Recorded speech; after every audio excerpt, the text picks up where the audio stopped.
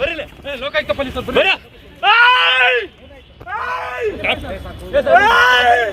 ನಿಮ್ಮ ಸಾಬ್ ಬರ್ರಿ.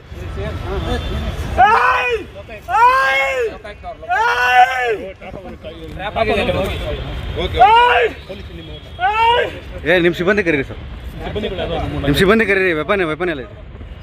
ಬರ್ರಿ ಬರ್ರಿ ಬರ್ರಿ ಇಲ್ಲಿ ಪೊಲೀಸ್ ಬರ್ರಿ. ಒಂದು ನಿಮಿಷ ಹೇಳಿ.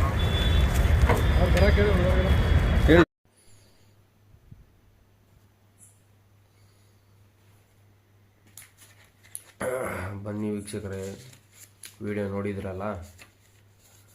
ಈ ವಿಡಿಯೋ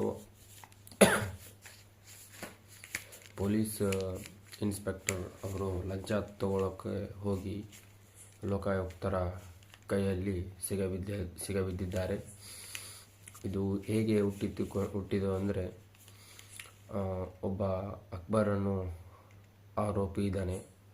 ಅವನನ್ನು ಪೊಲೀಸರು ವಿಚಾರಣೆಗೆ ತೆಗೆದುಕೊಂಡಾಗ ಅವನು ಲಂಚ ಕೊಡ್ತೀನಿ ಹಂಗೆ ಹಿಂಗೆ ಏನೋ ಅಂತಿದ್ದಾನೆ.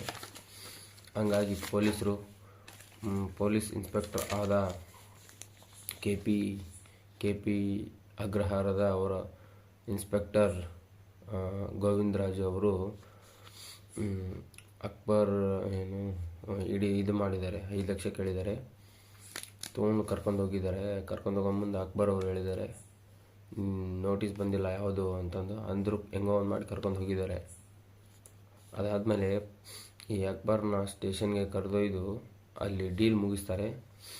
ಏನಂದರೆ, ನನಗೆ 5 ಲಕ್ಷ ಲಂಚ ಕೊಡಬೇಕು ಅಂತ ಹೇಳ್ತಾರೆ ಅಂತೆ. ಅದಾದಮೇಲೆ ಅಕ್ಬರ್ ಯಾರೋ ಲೋಕಾಯುಕ್ತಕ್ಕೆ ದೂರು ಕೊಡ್ತಾರೆ. ಲೋಕಾಯುಕ್ತದವರು